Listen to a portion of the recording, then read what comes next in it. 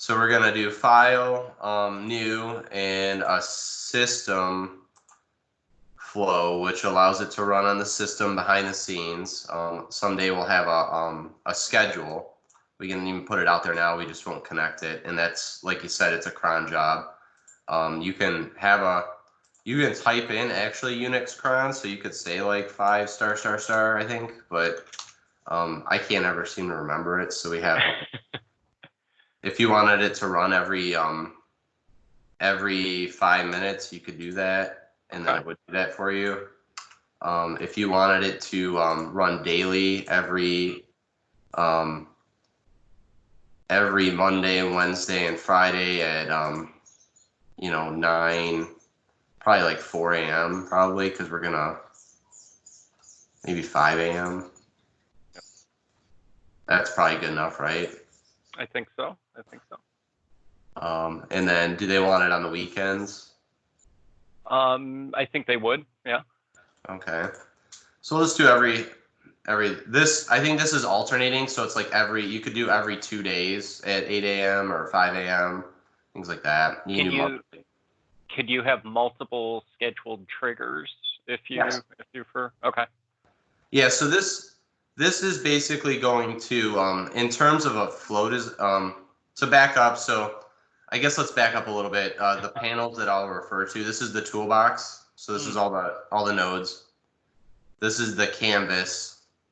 This is the node properties. So whatever one you pick, and then this is the console. So when we start to run things, we'll see logs kind of. I started teaching myself Node-RED a few months ago. After I saw you guys playing with this, so somewhat familiar. Cool. So yeah, if you wanted to say, if you wanted to do it at 5 a.m. during the week and then 7 a.m. on the weekends, you could literally just Control C and then Control V and then have a duplicate schedule. Yep. And then you could do, you could basically do whatever you'd like to do. So you could, maybe start running through a log, like log that it's going to run, things like that. So not a huge deal. And then the first thing that you can do is it's going to actually take whatever's in here, which is the payload, and everything's JSON based. So if it's all hard coded, you don't need to worry about it. If you make a more complicated flow that maybe can talk to test or production, people tend to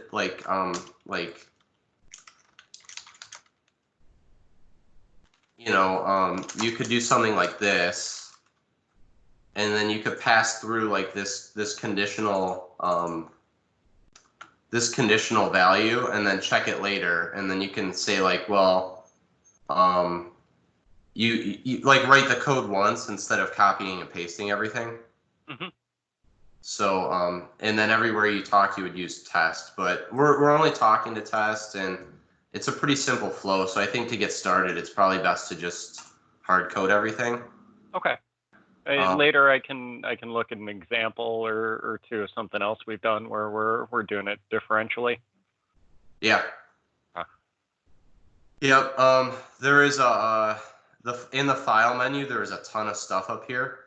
So if you were to go to the flow library, it's a perfect. It's a library of flows. They are a little bit difficult to download right now. We're doing the best with what we got, but if you they're searchable first of all. Okay. But if you kind of navigate the examples, there's examples of everything that's in the toolbox. Okay. So we used a schedule, which I think was under flow control. So if you go to flow control and then you go to schedule, there's documentation on the entire example that's here. And you can actually go to it. The one thing I'll note, and you'll probably have to go back to, is you can copy the whole thing and save it to your local, or you can, I think you can view the raw file. and then hit Control S. And then if we save it as flow.json, we can import that back yes. into the yeah. So if I do I'm just gonna open up a new one by middle clicking.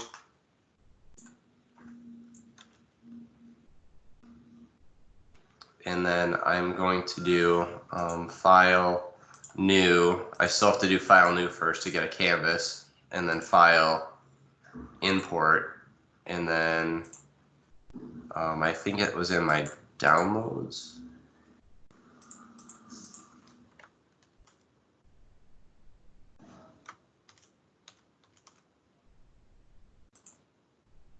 That's weird. Was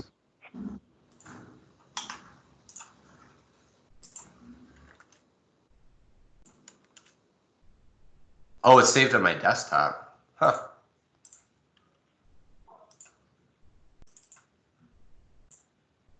So there you go. So this is in the next whenever you're looking at an example that's been provided, we do really good documentation in the notes, and it's in a language called, I think, Markdown. And what we've also done is we've created a walkthrough. So if you go to help, oh, I didn't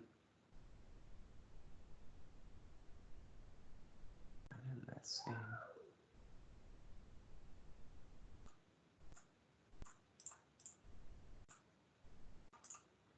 That's interesting. I hope that didn't break anything.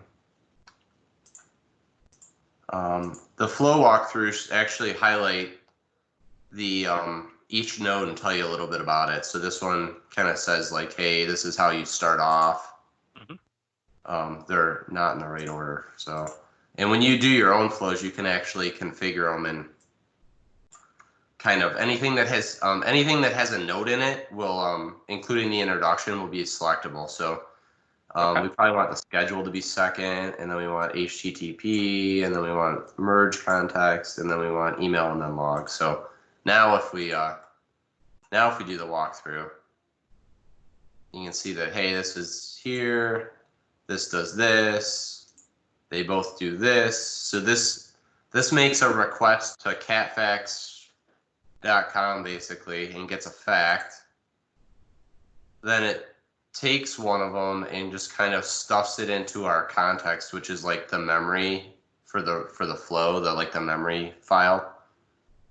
And then it just pulls it out and uses it in an email, and then logs it as well. And then a lot of these may or may not, depending on what server you're on, they may or may not have a connection configured.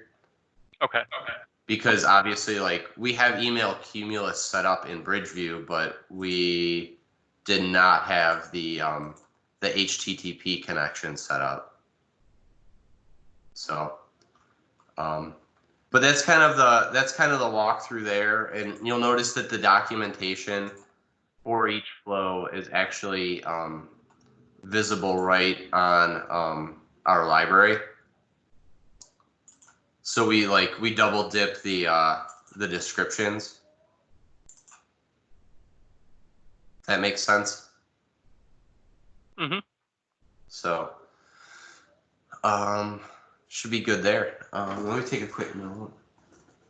Exports didn't retain walkthroughs.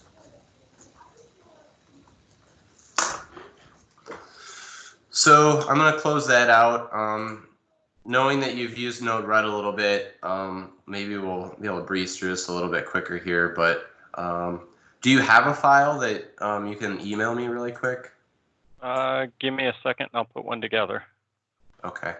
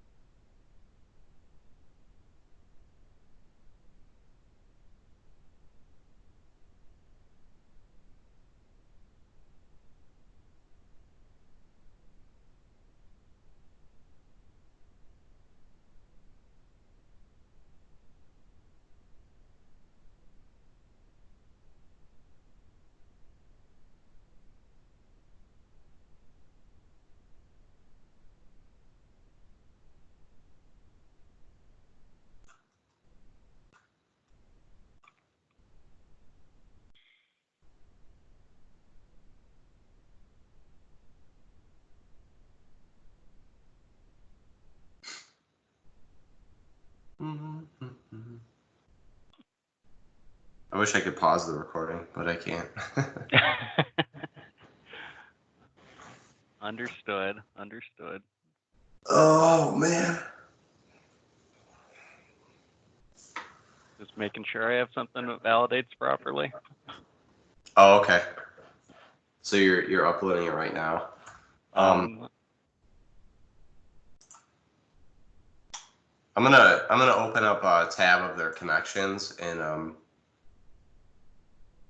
just see what their connections are using. So they have the connections are the credentials and the endpoints are the actual like URLs. So if you go to like if they were colo and you had to go to like bridgeview.tsw.on.plex.com, that would be the endpoint, and then like mmed with my password would be the connection. So if you look at a connection, you'll see that there's a username and a password and some other options. And then if you back out and look at an endpoint, you'll see that it goes to a URL and it has an application, and those are what we call our handlers. Those are like hard-coded pieces of code that we wrote that know how to talk to Plex.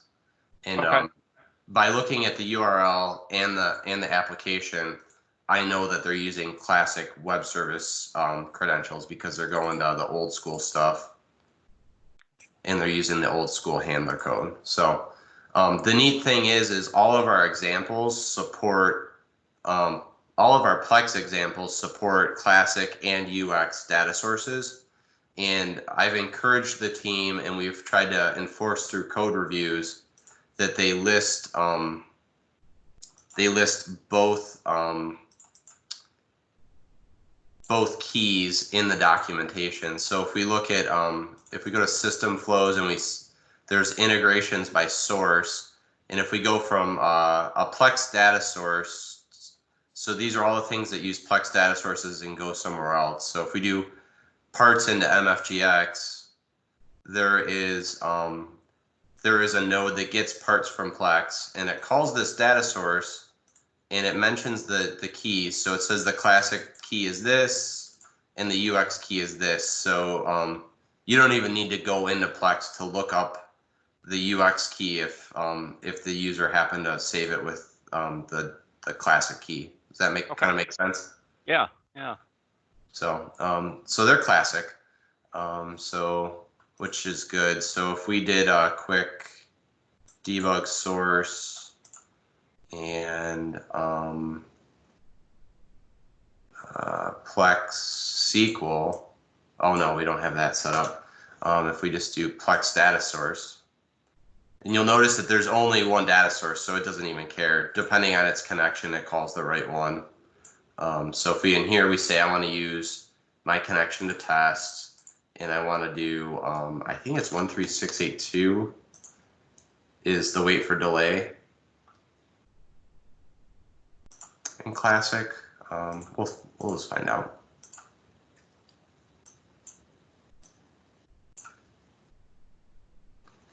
Yep.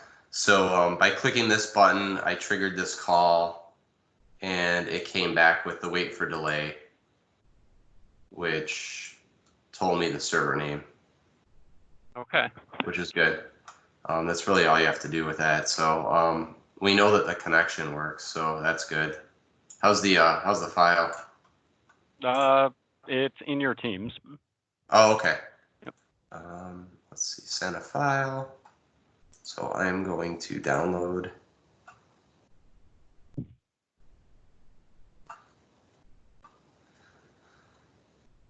So let's try to use the file first. So I'm gonna, I have another, so just like Node-RED, there's a couple ways to start things off. Obviously there's schedules, there's events from the toolbox, and then there's debugging. So you can, most debugs start a flow. There's actually one that's kind of cool that you can like save your state. So like if I So like in this example, I'm gonna send an empty payload into the Plex data source that's gonna call wait for delay. It's gonna take 5 seconds to come back. It's gonna send it to this guy, which just kind of remembers it, and then it's gonna log it. Now, if I were doing something more complicated, like I was with Steven Johnson earlier, maybe the Plex data source takes like 30 seconds to run, and we don't really want to wait, and it's the same thing every time, and we want to test something down here. So we don't necessarily need to keep redoing it. So this guy gives you a button in the middle. So if we click this, we can store the output of the data source call and then replay it. Yeah. So see how we're down here now, and it's like if we just click this, it just happens a lot faster, and we can actually, you know, if we wanted to continue to like add on code and do things to it, we can do that quickly. So so that's kind of some basic debugging information there. So I'm just gonna drop that though, and let's try to use this file. So I'll shrink the console for now. I'm gonna double click this guy to get this to pop open, which is fun.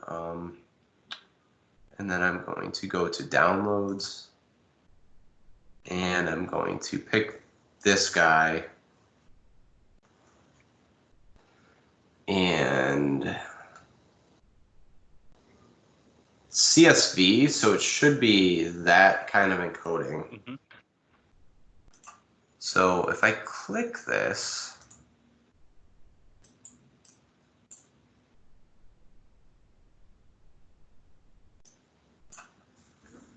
that looks about right. All right. Yeah. So obviously it's just a big string, right?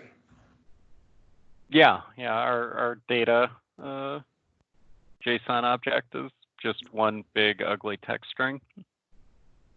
All right. So the first thing we're gonna do is we're gonna have to massage the data a little bit with a transform. Okay. There's a great YouTube video called JSON Nada in 5 minutes. Okay.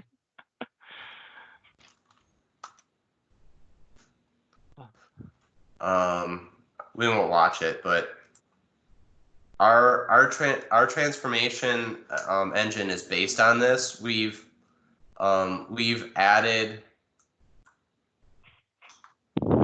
probably doubled the size or the capabilities of the transformation language, but the core navigation and the core navigation stuff's there, but it's kind of, I don't know how to better say it. Like we've extended it really.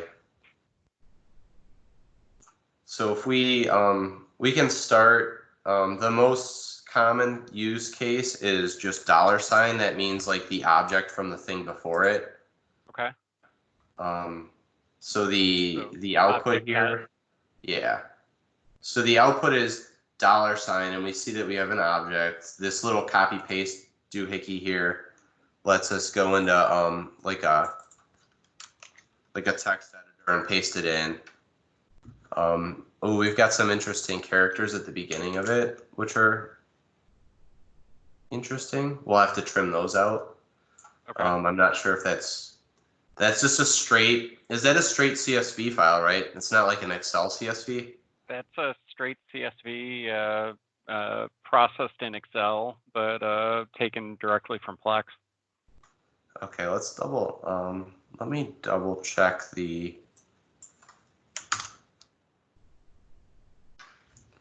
I just want to double check the behavior of interesting. All right, so we put a little bit of extra junk on it. I'm not sure why, but I have seen that once or twice on uploads where if I just key in, the anticipated headers and try to upload, I'm catching errors. If I download whatever nonsense Plex has, it parses properly. So I don't know if they're looking for that or if that's something else. But let me see if I can Yeah, we'll just I'll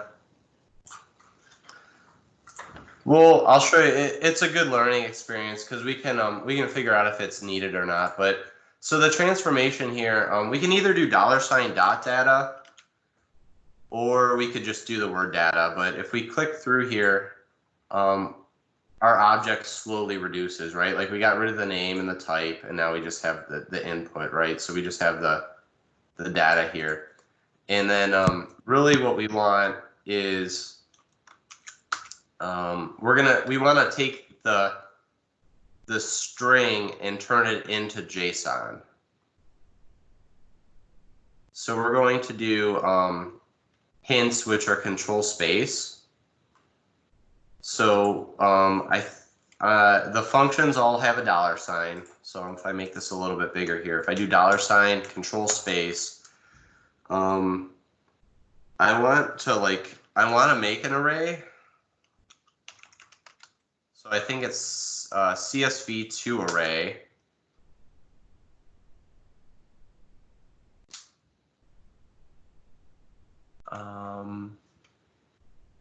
And then, or no, yeah, I think, so if we do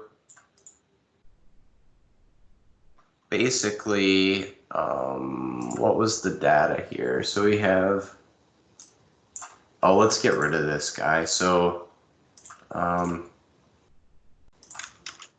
let's go back and do $data.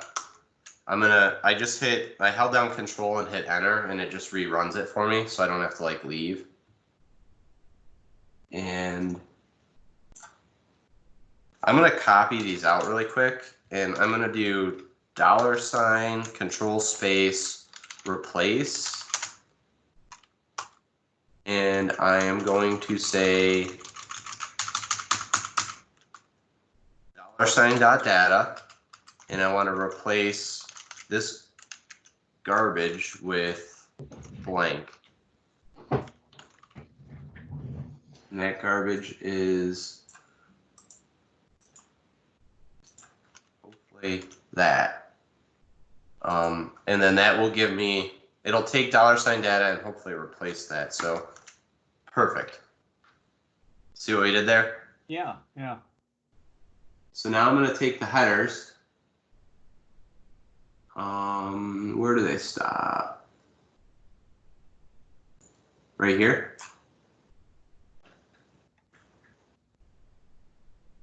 Does that look about right? It should stop right. That's good. Yeah, that's it. I'm gonna right click copy because I don't trust Control C for some reason on that screen, and then in here I'm going to you can do if you want to, you can actually do like data assignments. So you could create a variable and say like contents, like fixed contents, and then you could do like a colon and an equal. That's something that they'll teach you in the 5-minute video. Okay. So that you can reference that now, like you did, like I referenced $data. And I'm going to do the $sign again, hit control space. I'm going to say CSV2 array. Okay.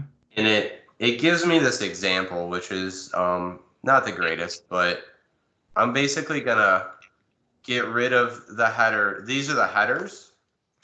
And I'm just going to add the headers from your file. We're going to say that the delimiter is definitely a comma. If there's any wrapping, it's most likely that, like a double quote. And you can see the end of line, it actually is good to go because that's probably like a carriage return. So it actually shows in the screen here. Okay, okay. I don't need to do like my leading slash R. Yeah. Anything else? And you know what? I don't even think I need the headers. Actually, I think what I need to send in here is just the contents, because it assumes that the first line is a header, and there's other options if it's not, and things like that. But A good thing to know also is, and they'll teach you this in the 5-minute video for JSON, is that the last function you do is actually the output, is considered the output unless you create output. So you could basically say like, you could make your own object down here and just put like blah, values, and then actually,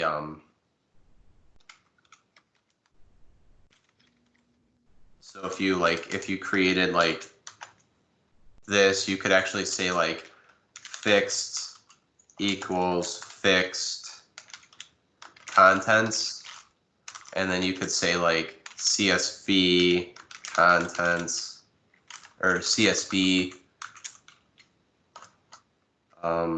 to JSON is actually like this, is this guy. So you can return all of it if you want, or if this wasn't here or commented out, you would just get the last bit. That kind of makes sense. I think so. So if I run this, the output has test, fixed, and then the conversion of it to an array. Okay. And then if I go through here and I comment out this, and then I rerun it, I just get the array.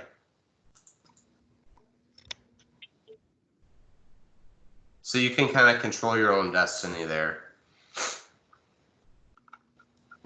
And all we really need is the array of objects, right? That is correct. So I'm going to go through here though, and we actually need, we're going to need a second value just so that we have something to loop through.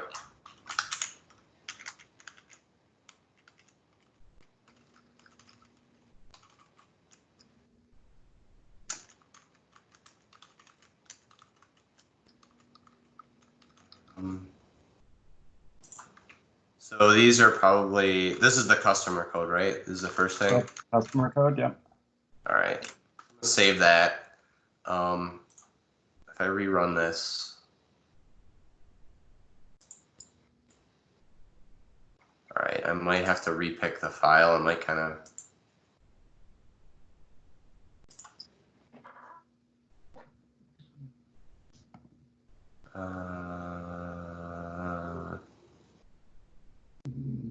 Where did I? Downloads, there you go. Yeah, so that's a good learning lesson for me.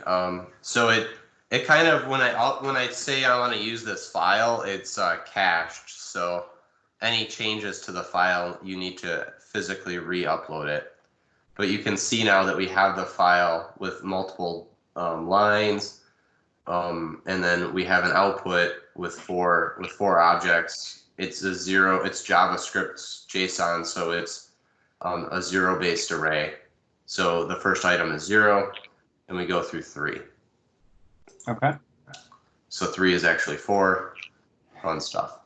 The next thing we're going to do is actually we're going to broadcast. So if you look, it says it's going to take an array and then do something for each thing in the array.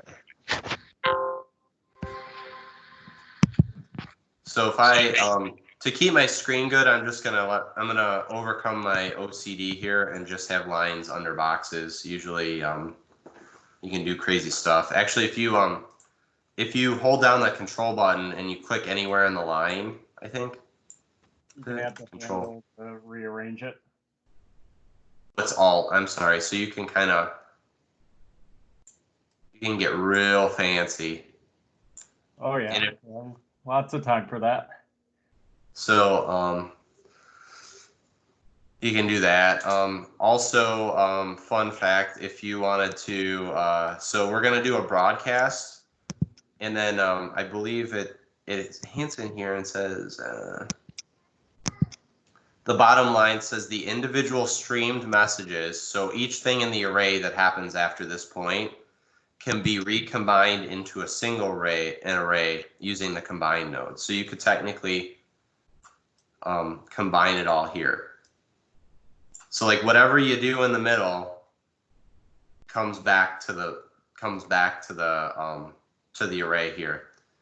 So what we're gonna do is actually just for this example, we're gonna log everything first. So another neat user interface option is I'm just dragging this onto the line and I'm going to double click it and it's going to automatically jump in. So now when I click this, we're going to get a log of the file, which is blue.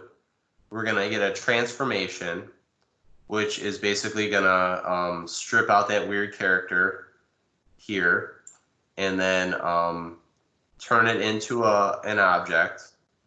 And then it's going to loop through the object and log each one. So we should get like 4 + 1 log messages, right? And then we can put something on the end and kind of do that and log it again. So if I click this button, we should get a bunch. So you can kind of see like the individual 4 here. Mm-hmm. Boom, boom, boom, boom. So this is the important part here. So if we have an array of objects and we simply want to call a Plex data source, which happens to be the add customer or upload. Yeah, the upload values. Yeah. We simply just do that in the middle here. So I'm going to delete that line, and then we're going to do a Plex data source call.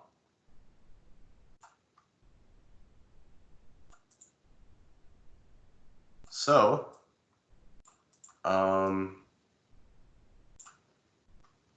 since you've seen it in action, what I'm going to do probably up here is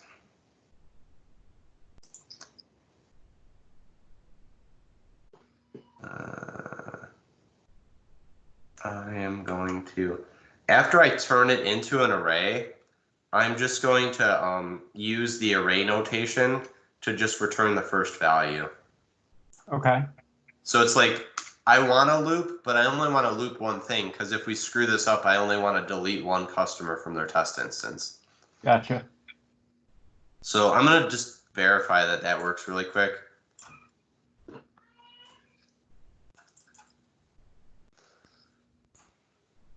Yep.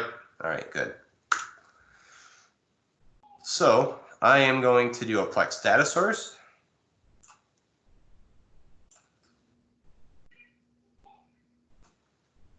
And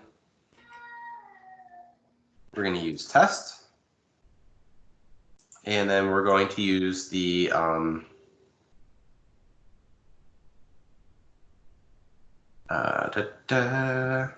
let's see. Do you know what the key is? I'm going to check now.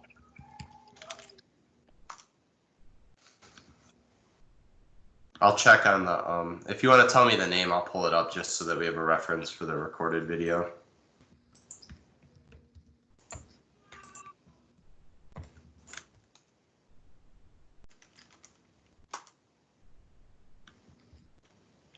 Probably like %, cust, % upload.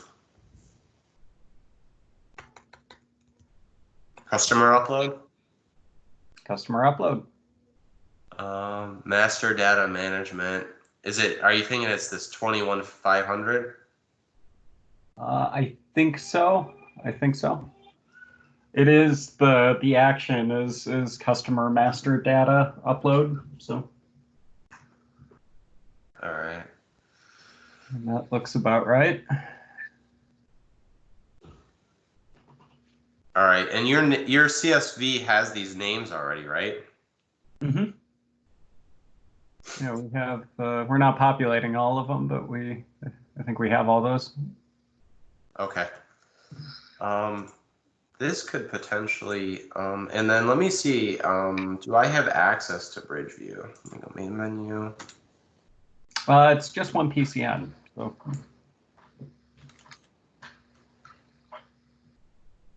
Oh, TSW company? Yep.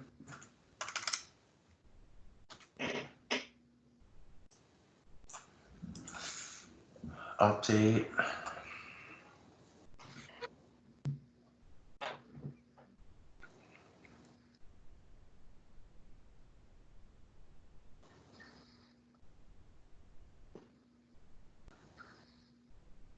Mendenhall?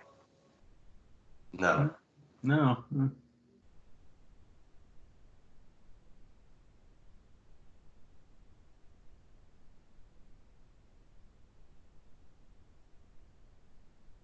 It should just be TSW.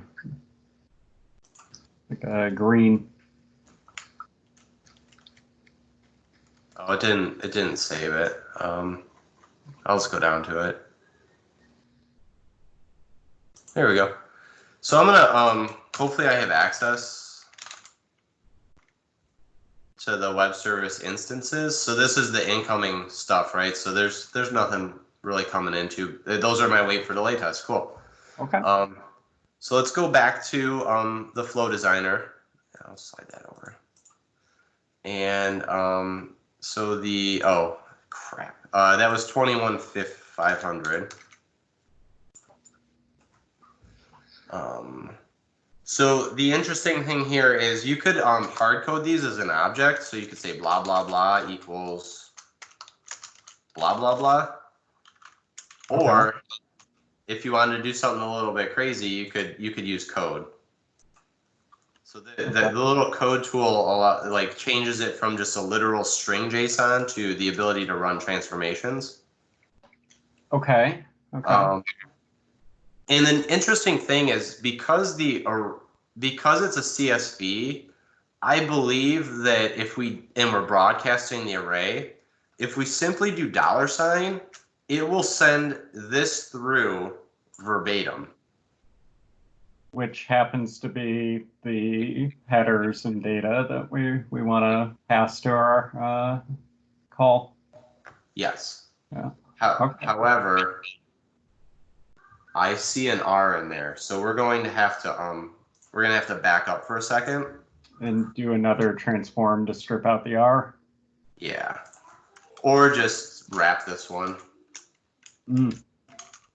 So I don't know if you've done any type of coding or like stuff like this, you can. I see what you're doing there. So we're gonna replace /R with blank. And we will just validate it again, just because.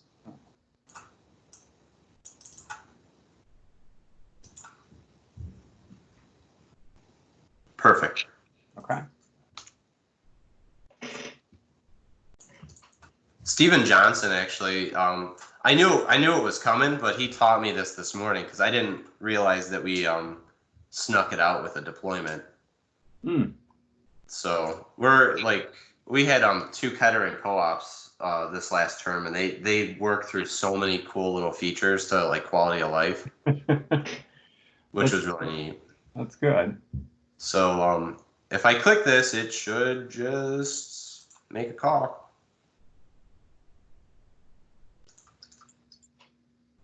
No errors. Well, that's pretty promising.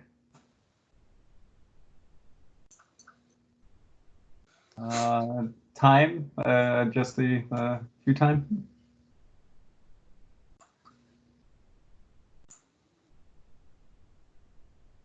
All right, so if I go control space, new tab, control M, customer list.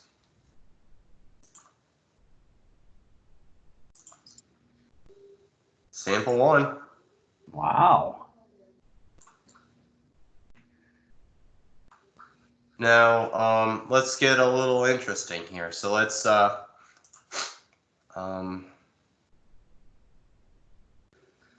it again and see if it errors, because it should with the duplicated customer code.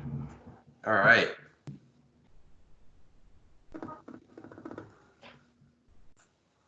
So in this exercise, we're gonna return errors.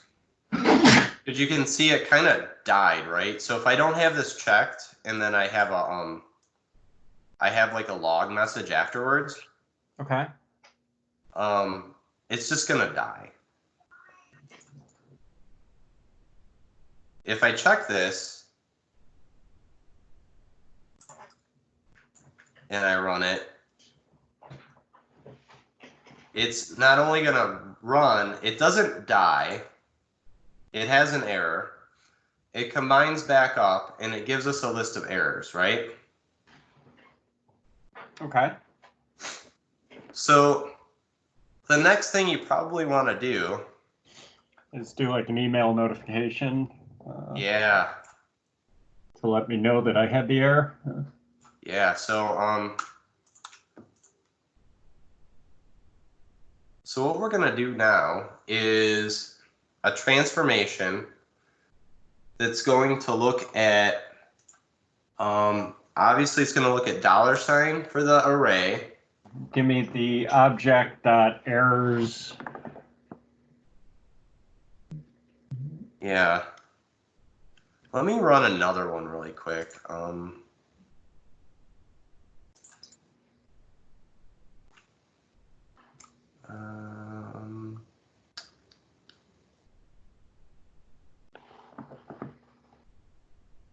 Well, let's just do the one first. Let's see, $sign dot errors dot request. You follow me here? Errors, Yep. request, parameters, customer code.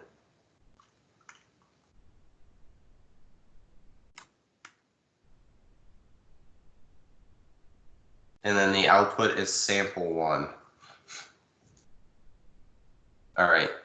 So if we say that this is a, and let's just make an object so it's easier to use, and we'll say customer errors like that, and then maybe. And we're making the assumption that the error is caused by the duplicate customer code, but no, not necessarily. We're actually just we're just taking that's a great question, because basically the let's go back to the. Well, no, I follow you, because if there's any error with that object that we're passing when we call the data source simplex, it's going to pass back a valid customer code. So we'd be able to go look up what the cause of the error was. Yes. Because we'll do the customer code plus the message from the error. Yeah. So what we could do is actually, let's do a little bit more. Let me back up. We're gonna this is also JSON-ata, so we're going to we're gonna loop through the errors, and then we're gonna say that the customer code is the request dot. Actually, let's.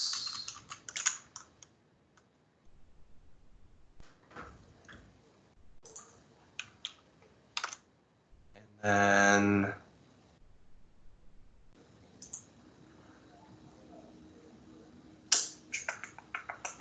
we don't want to go too deep. So if we go to the request level, we'll have access to both the parameters and the.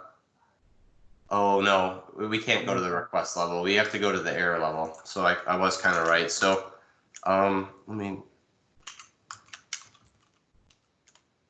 we're going to loop through the errors, and then for each error, we're going to look at the request and the message. So code, and then the request, or then the error message. So we could literally say like that. Okay. Control enter to run. Output is an object, and it says sample 1 violation of blah, blah, blah. Okay. So, all of that being said, we would want to maybe email that to somebody. And JSON isn't necessarily the best to do it. So let's before we do that, let's make it a CSV file, perhaps, or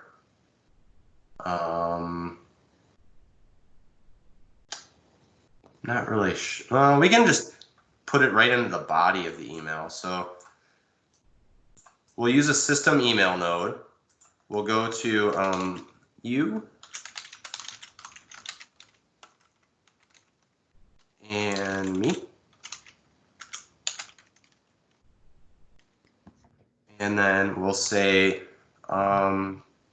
customer errors or customer. Here's a good question. Would you like to know that the customer upload happened every day, or would you like to just get the errors? I can live without the spam. I'll just hit the errors. So we'll for now we'll assume there's errors, but once we run it through and there isn't errors, I'll show you how to filter that out. Okay. If we wanted to do an attachment, we could do that as well.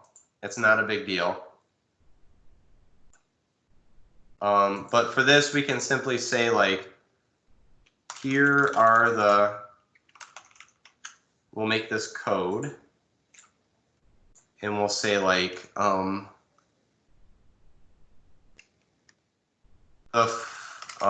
following customers failed our upload, and then kind of do this. It's we need to put it all needs to be a string. So this is kind of wrapped in a string, and then we're gonna append. We'll do like /n for an enter, or maybe like yeah, I think a /n will work.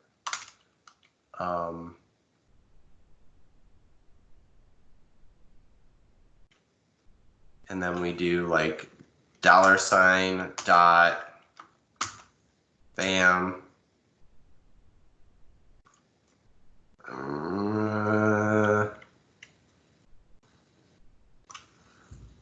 You know what? Let's just do,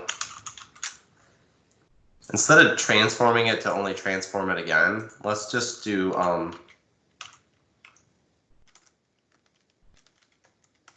we'll just do it here, email line, and we'll just say this is this, and then we'll just say like this.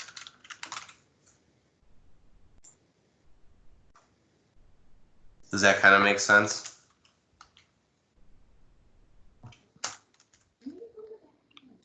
Reason an email line, request parameter, customer code, and hold space, and the message, and new line. Okay. Okay. So we can say customer. We can say customer code, and then maybe even quote it.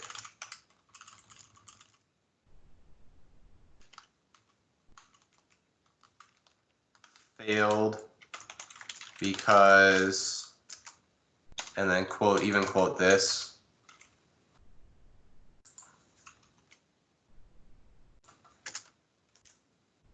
So you could do something fancy on the next screen, which is this is what I was going to do in a loop, but I might as well just do it here. Right? And then if I do it here and I get rid of this guy for now, and I rerun it, I basically get a nice little formatted output that says customer code sample 1 failed because cannot insert duplicate into da da da da da da da da. It doesn't look like these quotes really work out because Plex quotes stuff, so I'll just leave it. and just wrap the that. But at this point, by doing this previously in the transform, I can just get rid of all of this and then just do $.email line here. Okay. And it's just gonna spew them all out to us without an attachment. So if I click this,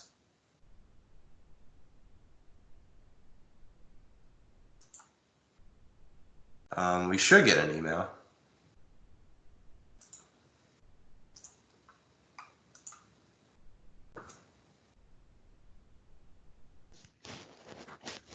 Which I did.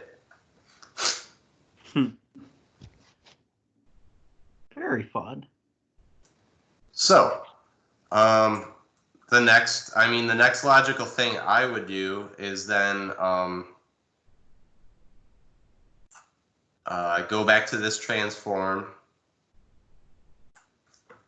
and run a new one.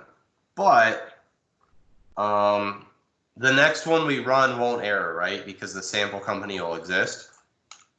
So we'd want another debug or log. Yes. So we either want a filter or a reject.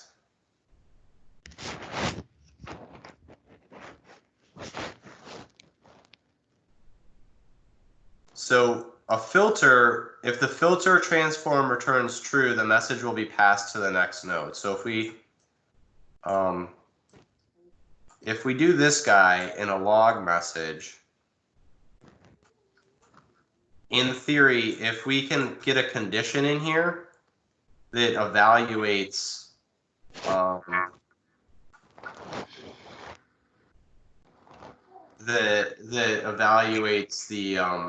the previous transformation, we will only log error. We will only go here if we have errors. And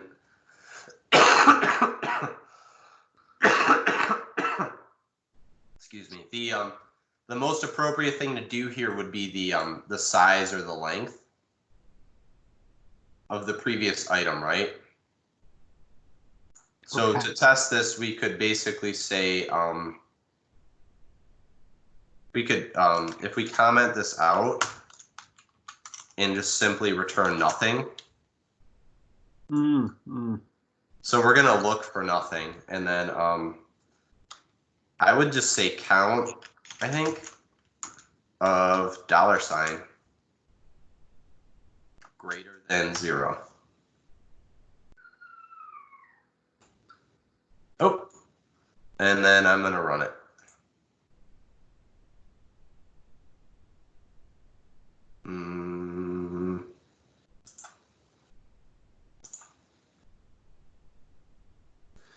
So this was the filter, the input is empty. Let's see, let's just do count of customer code maybe. So it did not light up the last one. So now if I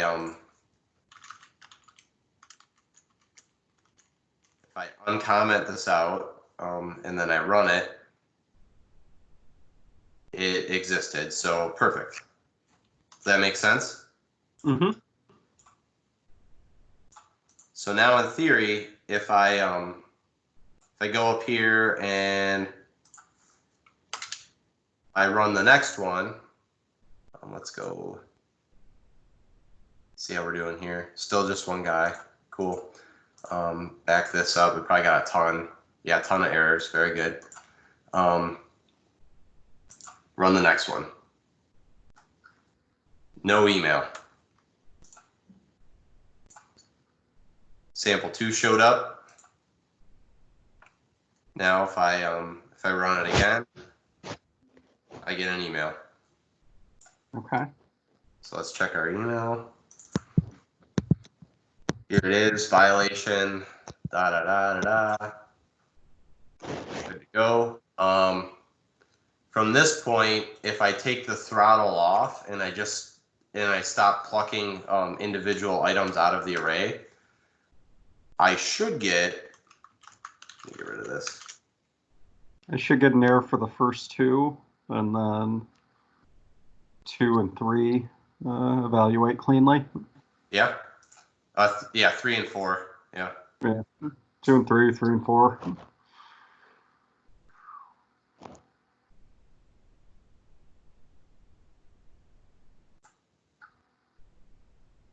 All right. So the email may not have went out for some reason, but we should have 3 and 4.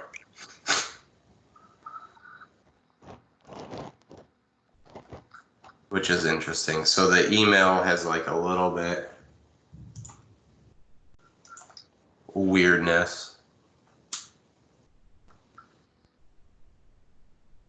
Let me see if it errors again.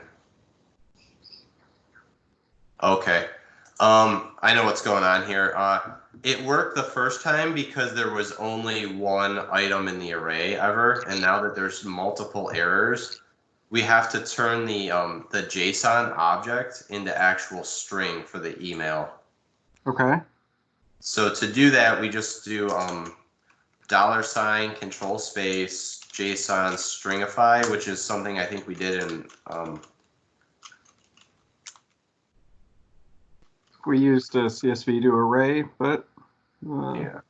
So walk through the JSON object and turn each element of the object back into a string? Yes. Okay.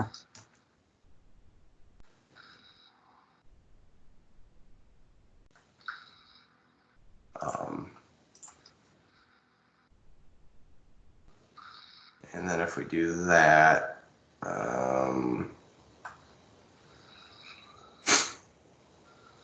actually, we should just be able to do.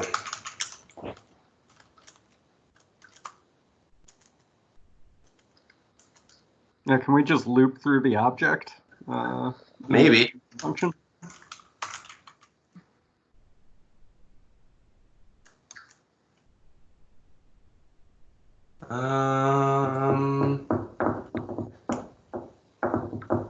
No.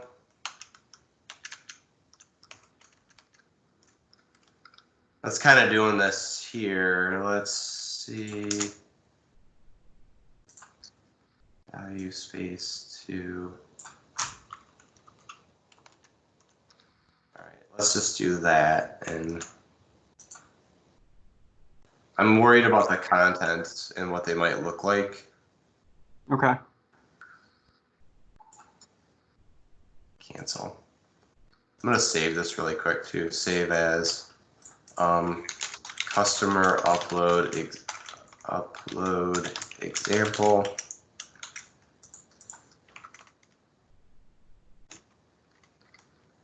This is an example of using a debug file node to start a customer upload process using, and bold this, and we'll say, is that what?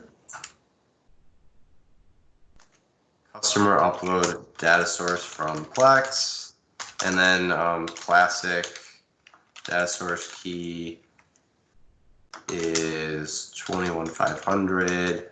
UX data source key, I might as well just look it up while I'm here.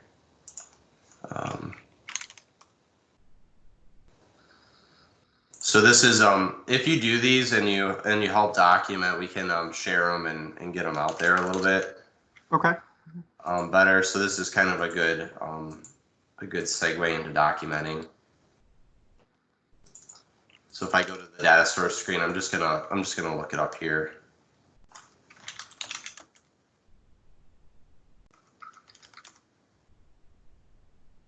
$20463, I think. It's probably gonna look the same. Yeah.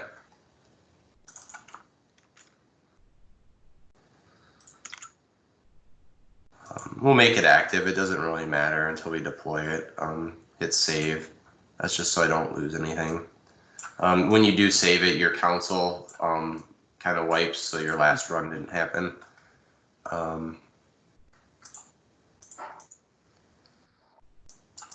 So this was the last email we had here. That was just the one, though. I don't think it.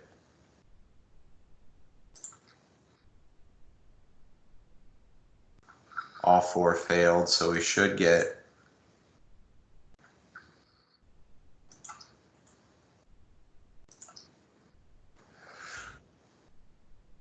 Yeah. Interesting.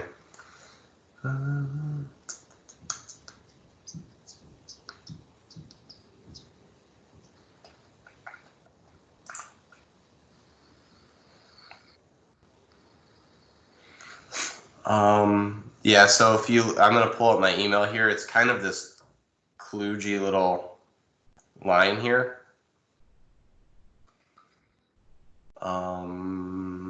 We unescape new lines and carriage returns that aren't actually doing anything in format. Yeah. So what we could do is a transformation in between and play with that a little bit.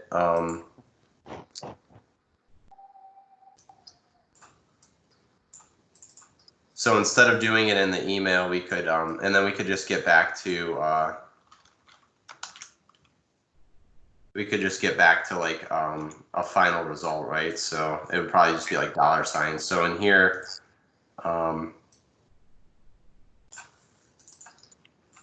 is there like a combine maybe? Merge, append.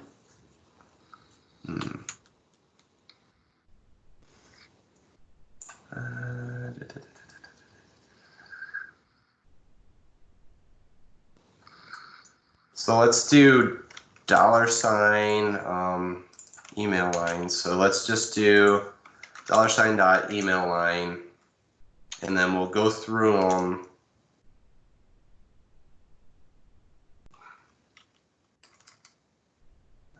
No, that. So this is where I start to. Let's look up JSON string 5.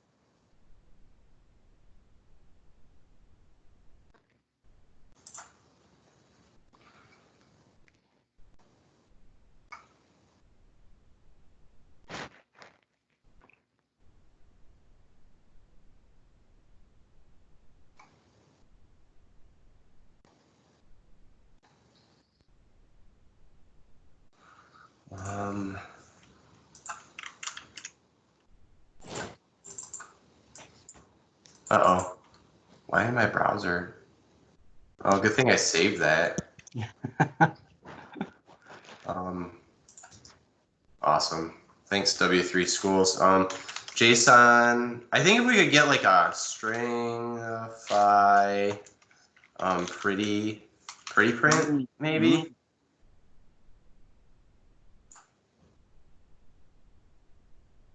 Pretty print.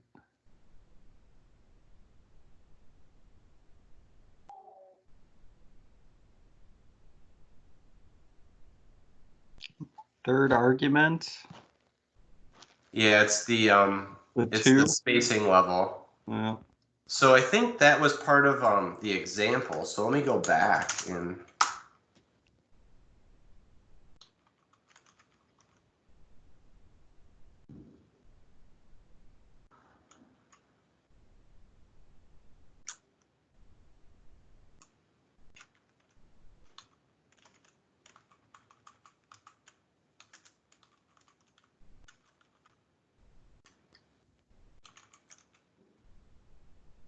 So if I do that, what is oh, that's in the email. Why not?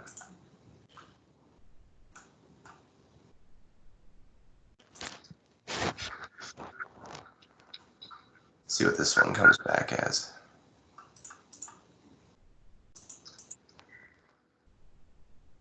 Not much better.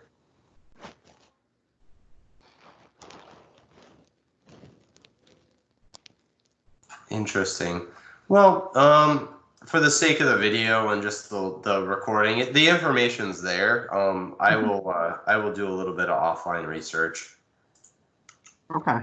As to how to do that, but at this point we have a flow that's capable of doing customer uploads from a debug source. To cover your schedule item, if we're running it at 5 a.m. every morning, you're gonna want to basically get an FTP. Call the FTP, grab the file we want, pass the file into our transform or into our log and then our transform. Yeah. Since FTP is kind of interesting because every action is a separate node. So if you didn't have a specific purpose in a daily usage like this, you would most likely be doing a directory listing first. Okay. And then using the listing to then get the files itself. Does that make sense? Yeah, yeah. But in this case, you're going to just do a get with your connection. And I believe you have to, we can do another video as soon as the FTP stuff's set up.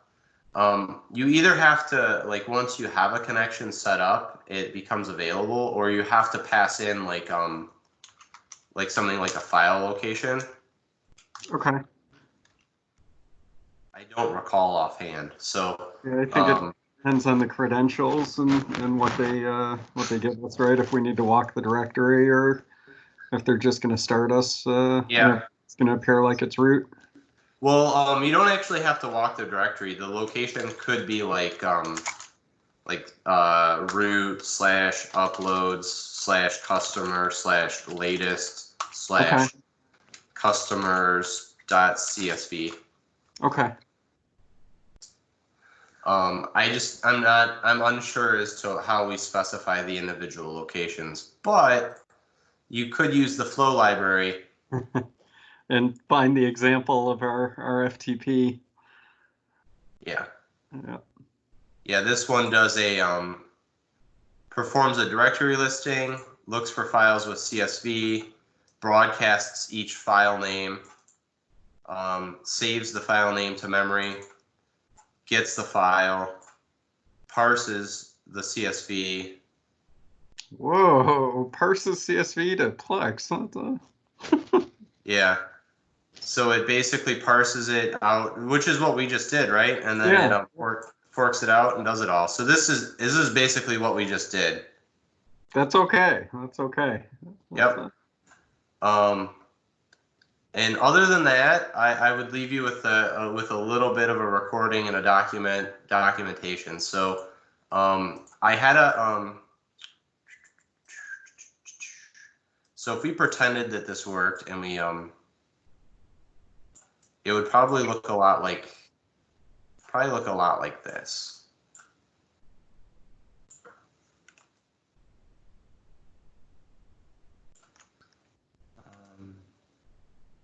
Just humor me for a minute. So what I would do here is I would go through each of these and I would say, like,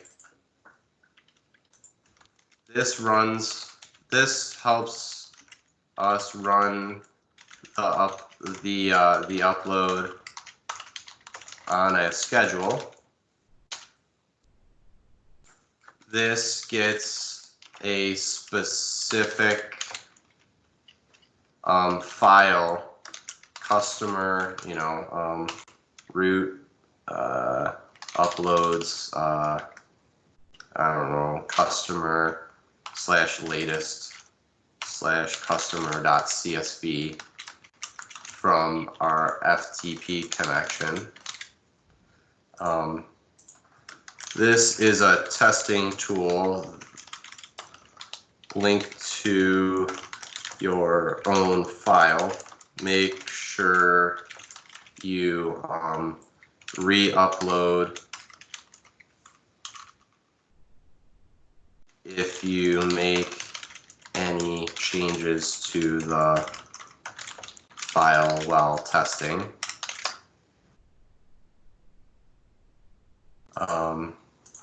simple log of what we have. And then this one strips them replaces a few weird characters, and then takes our CSV and converts to an array. Converts CSV to array, and then I'm actually going to do, we'll do this. We'll insert code snippets for these. Instead of redoing it, I just put it in sometimes like that. Okay. And then it actually shows up. So splits up the lines of the array for one loop for each customer. Calls Plex data source customer upload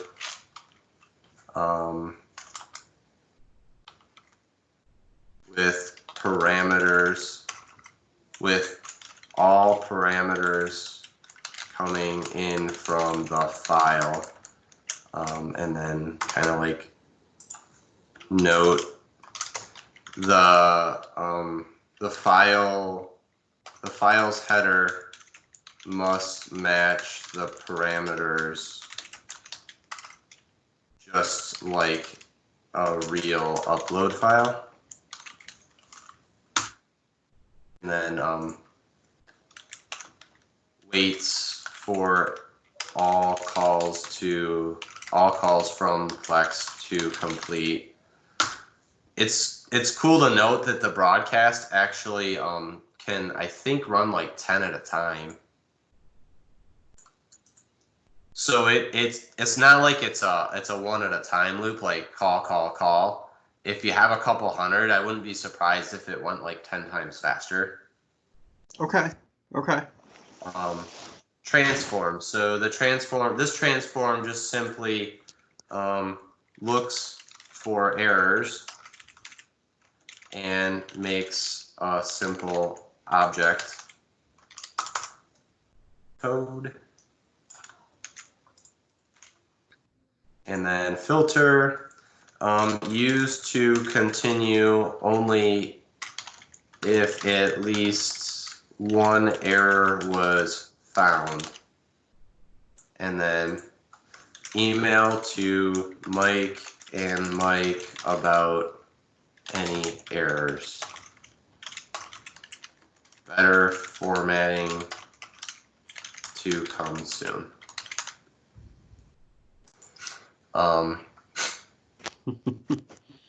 So if we go to help and then we go to configure, actually, let me just check this really quick. Do this. Help, configure. I have an introduction, and then we have schedule, FTP. If you check them in order, it kind of helps. Debug, log, transform, broadcast, Plex data source, combine, transform. I'm assuming that these, if we would have named them better, yeah, which we probably should, filter, system email, which we could do.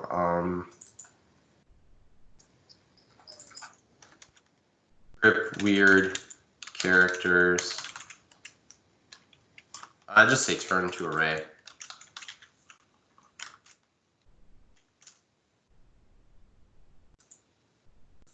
And then this was customer upload.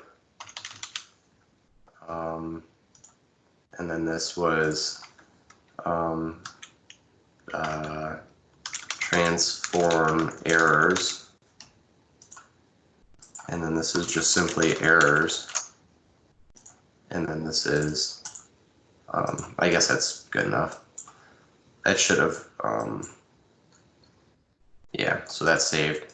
File save. I haven't deployed it, which is an option over here and an option in the file menu. Okay. I believe. So if you physically deploy this, the schedule will start to take effect. If you don't deploy it, the last deployed version will still be running, which is nothing. Okay. Once you deploy it, you can no longer save it as the same version. So if you did file save, now I have to rev my version. Yeah, you would have to save as new version, and then you would have to put a new version and provide change notes. Okay. So in theory, Control S also works. So if I just move something and hit Control S, you'll get like a. Oh, my screen's probably not.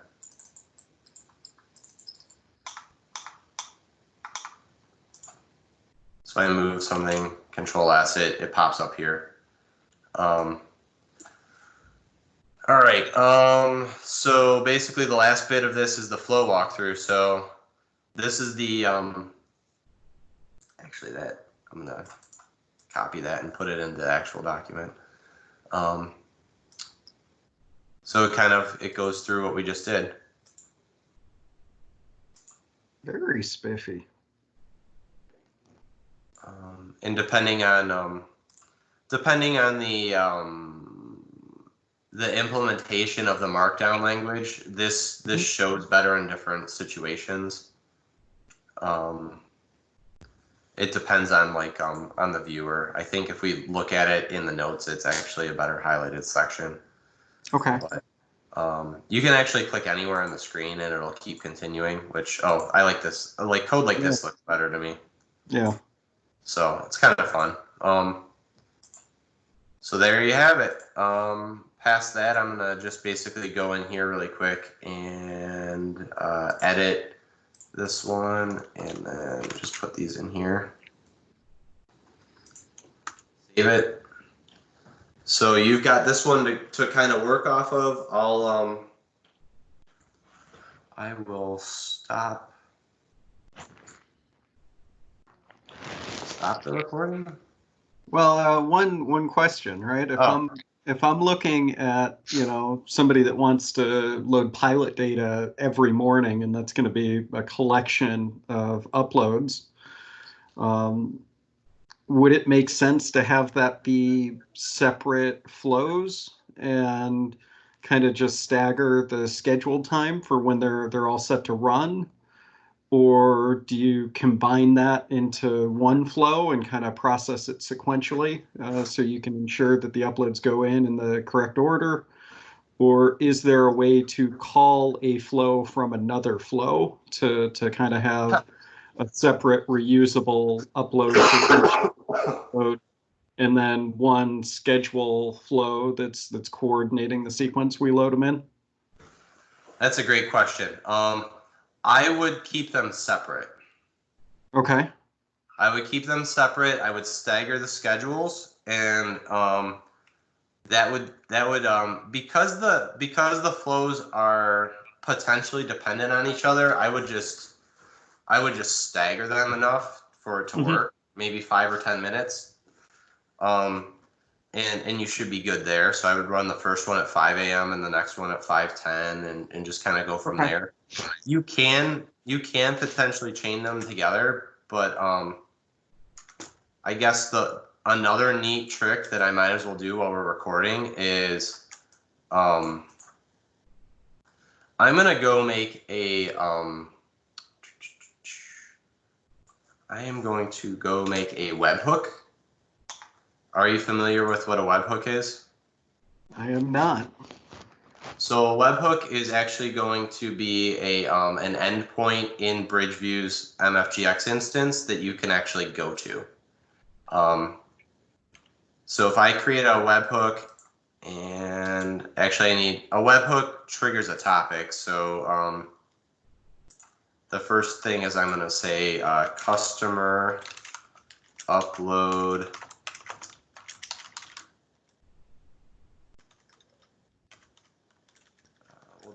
customer upload requests.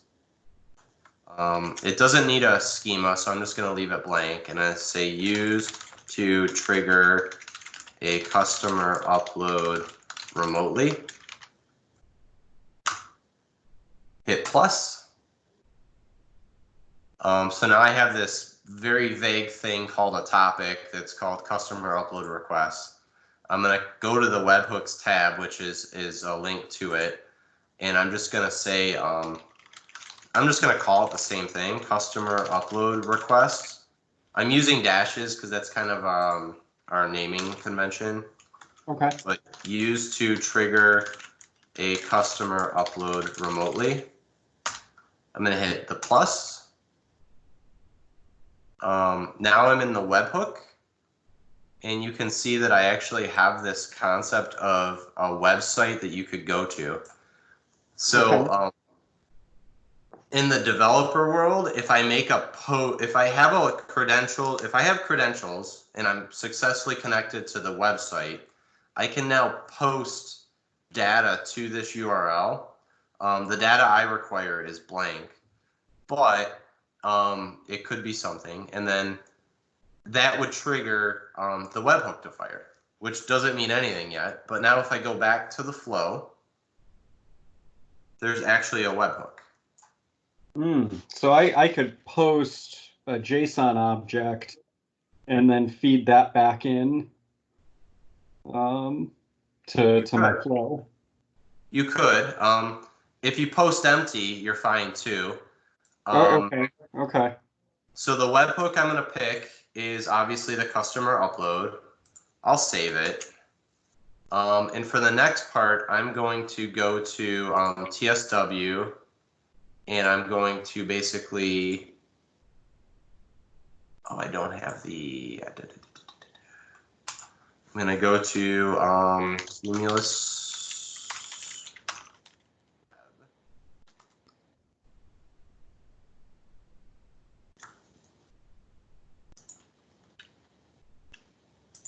This is definitely the wrong extension, but I believe I can go to the other ones. Extensions, oh, maybe not, MFGx. Oh, I already have it. Okay, so I just need to go to, so I searched, I found it. It's in my Chrome somehow, but I'll just go to Chrome extensions, turn it on.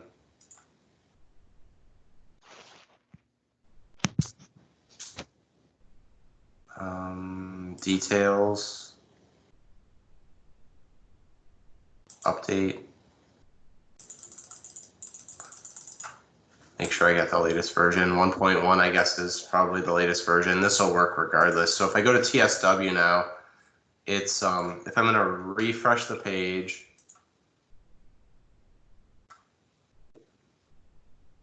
the extension's not here, but it's in my ellipses. So I'm just going to click that. I need to understand what my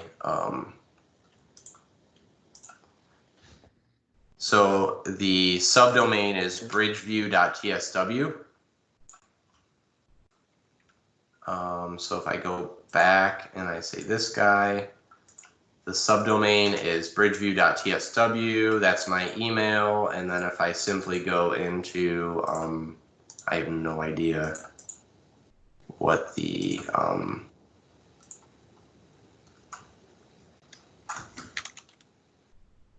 I'm going to copy my password. I go back. Go back. Bridgeview.tsw, right, Mike?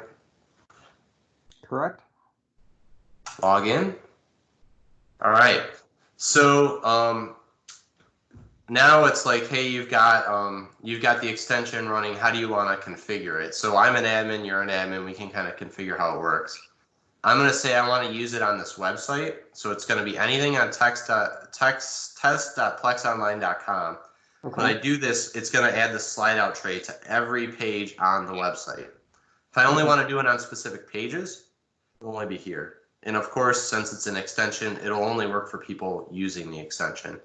So doing a website isn't very intrusive, but there we go. So I do need to refresh it so that the page can be caught. On the side here, you can see the slide out bar. Have you seen this before in any demos? I have not, but I've heard of it. I think we're using it to generate invoices at TSW. Perfect.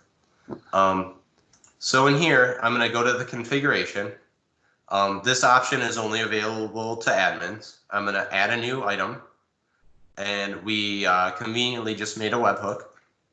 So I'm going to call it, and I'm going to say rerun customer upload from FTP. Okay. I don't want it to run every time I visit the customer list page, but as soon as we know that it's been requested, we would like to say like something fun, or like we could just basically, the default is webhook triggered successfully. Your request is being processed. Any errors? We can just leave it, but so we do that and we hit save.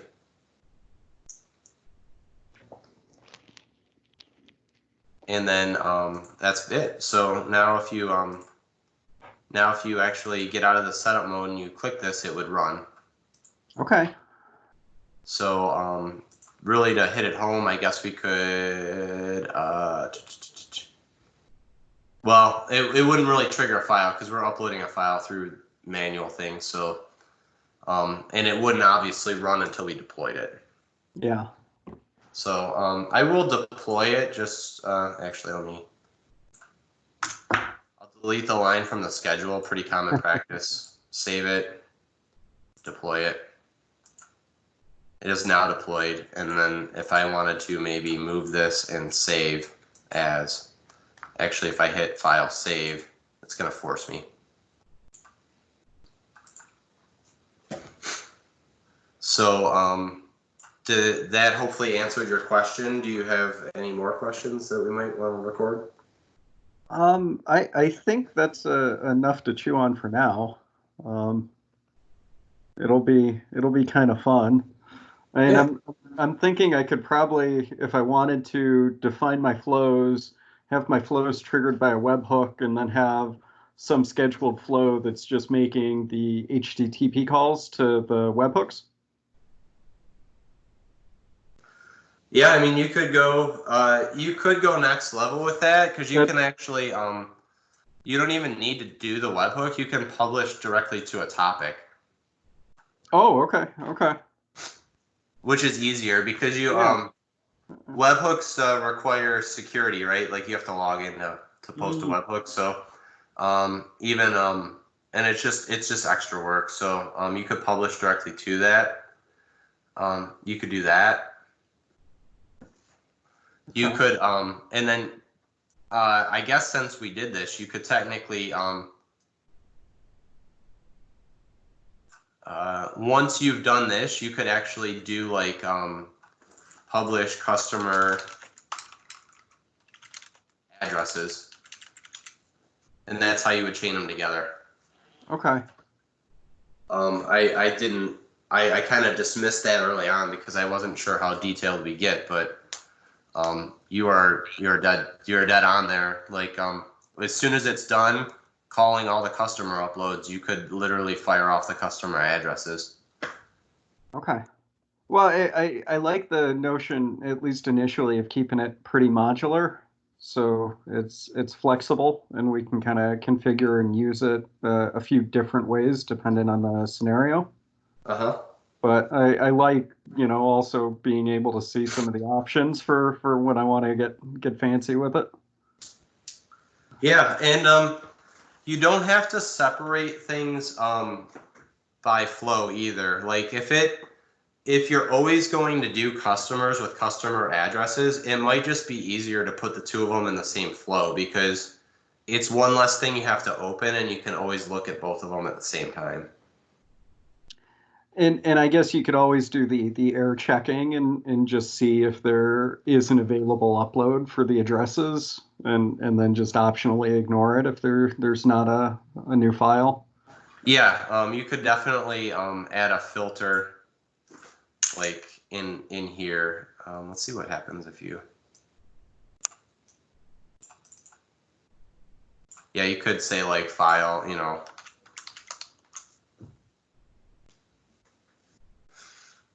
So if you're actually getting a very specific file, oh, here it is. So yeah, if you're doing a get and you're doing like the file is like customer or like probably like something like uploads customer latest, so customer dot CSV like that. Mm-hmm. The output here will be like you're gonna basically look for like maybe like the length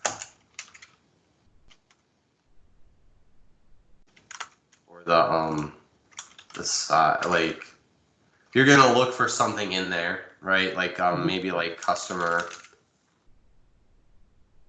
code or whatever. I guess you could technically just put it downstream a little bit more, honestly, like down here maybe, like the broadcast, because you're gonna, and you might not even need to, honestly, because if you convert an empty file to an array, it should basically just broadcast nothing and then come back with nothing, and then no errors happen. Okay, so it doesn't, it wouldn't really matter. Okay. I won't save this version. It is deployed without a schedule, so and you can like Control A, Control C, Control V, so you can copy all of it, paste it, and then literally all you need to do differently is probably change the data source keys and maybe the email stuff. Well, Mike, I certainly appreciate your time today. You're welcome, Mike. Yeah.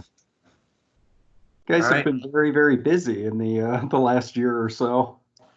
Yeah, this is the byproduct of you know, when we started this, like Lance, you know, I hired Lance first, and the two of us just kind of hacked things together in other platforms, and we decided that we were getting kind of sick of it. And at points it was embarrassing because like we didn't have a platform of our own, and here we are like making everybody else's platforms better. And I think the epiphany for me was a customer was like, hey, that really cool stuff with UPS on the plugin or extension, can you do that for us in Ignition? And I was like, no, I can't, because it's like a redo. I'm like, we weren't smart enough to do it somewhere where we could reuse it, and now we do. So well, it's certainly nifty, and I'm excited. So we went over a little bit, but I think we both learned something, and